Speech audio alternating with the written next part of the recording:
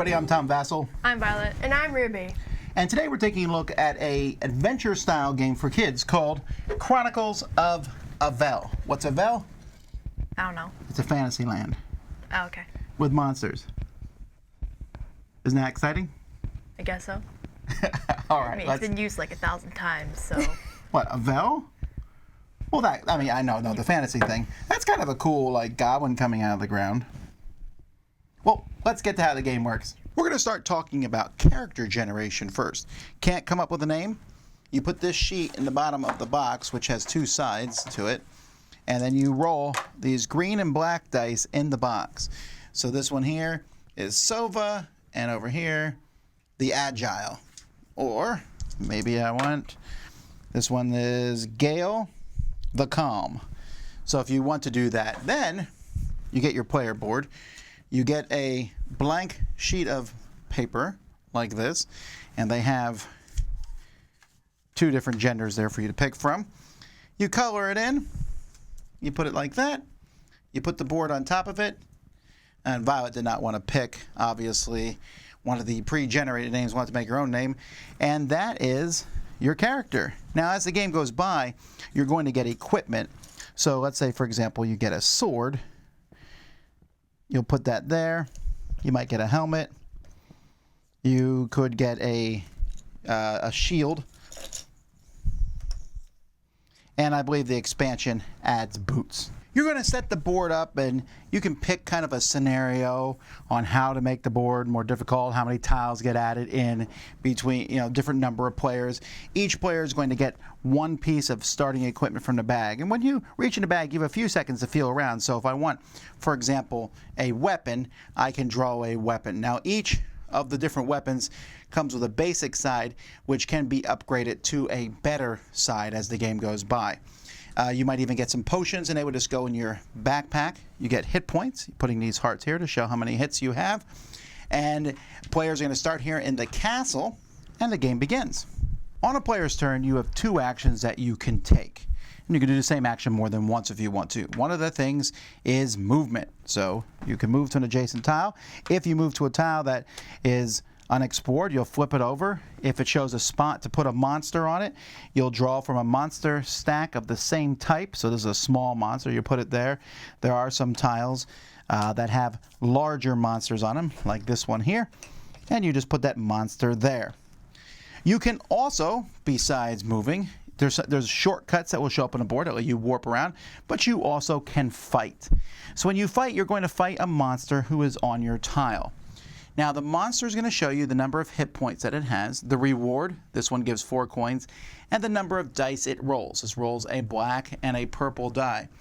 For example, these here, pretty weak. They 2 hit points.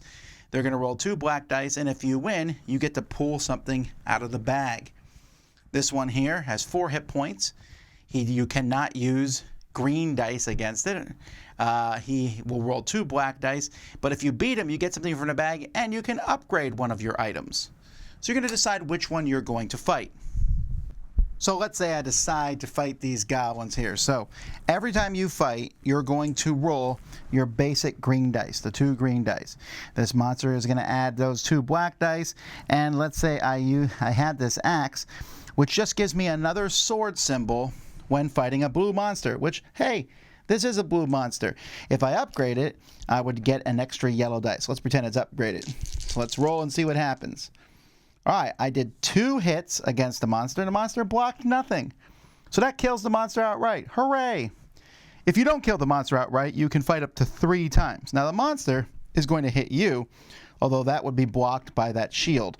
And so that's what's on the different dice, are shields and swords. But the monsters have hits, and this broken sword cancels one of your swords. And so the purple die for the monsters going to be better than the black dice are. Now, your dice are going to have various combinations of shields and swords, and the yellow die has like a magic symbol, which can be a shield or a sword.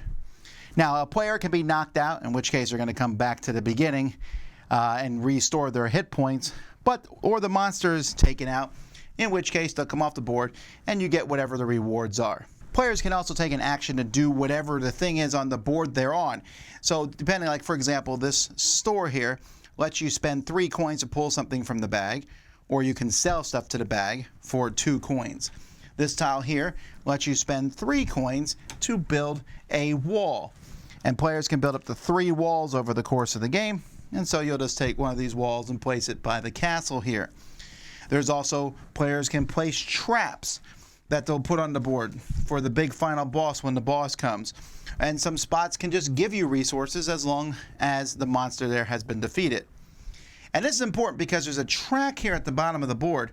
And as this track moves each round of the game, it's going to refill the monster spaces. So they're going to be constantly refilling and healing people. So every other turn it heals you. Every other turn it reveals the monsters. At the end of the game, you're going to flip this tile here, which is going to add a few more monsters to the board. And this is the tile you put here is basically how hard you want it to be. And the boss is going to show up on the board. This giant monster here. And you look, he rolls 2 blacks and 3 purples. Oof. Then he gets a certain number of hit points based on how difficult you want the game to be. Not 99, it goes up to like 20. And then every turn after the good guys go, all the monsters are going to move 1 towards the castle. If there's a wall there, the wall will push them back. If there's no walls there, then the good guys win. They lose. The good guys lose. The bad guys win. The good guys then will be running around trying to defeat all the monsters, especially the big giant one. You beat all the monsters, you win the game.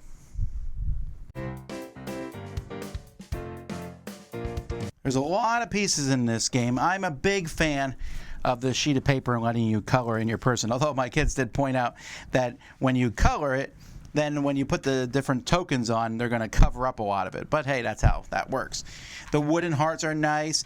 The bags are big, easy to pull stuff out of. And it's kind of fun. You reach in here and you're like, I would like a shield. And okay, I got a shield. So, you're not completely blind as to what you get, although the different items are good.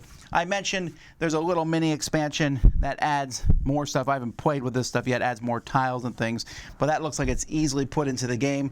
The boards, the rules. There's even a little story here that explains what all the monsters do and the background of everything going on in this game. So it's not just generic monsters.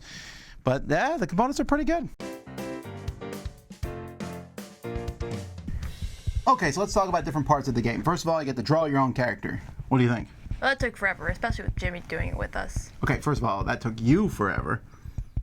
You could have just colored it very quickly, I suppose. Well, we wanted to add stuff onto the character. Violet decided to redesign hers, and I was like, let me add a little bit more hair.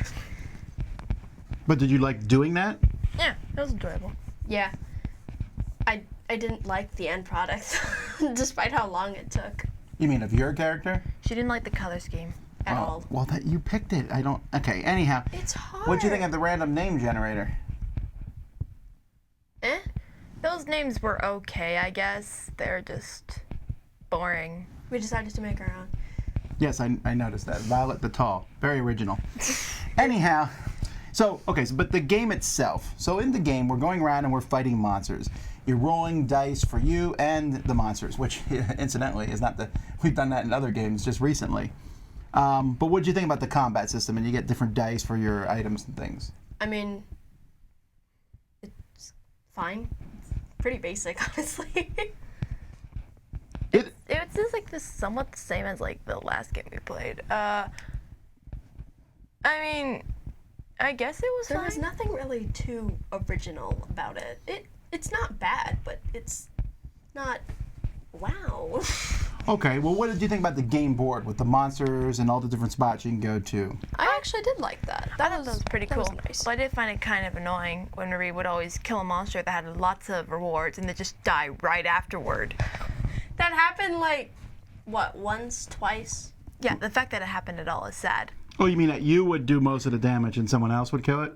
Well, that would be better than dying the second you got the rewards. Well, I didn't even know that could happen. You should tell us this in advance. That is a weird rule that you can die and get. Well, anyway, like the rules specifically say that when you get the money for killing a monster, but if you also die, you have to pay money when you die. So then, if it's a monster just gives money, that's not as exciting because you just spent that money you got for killing the monster to basically come back to life.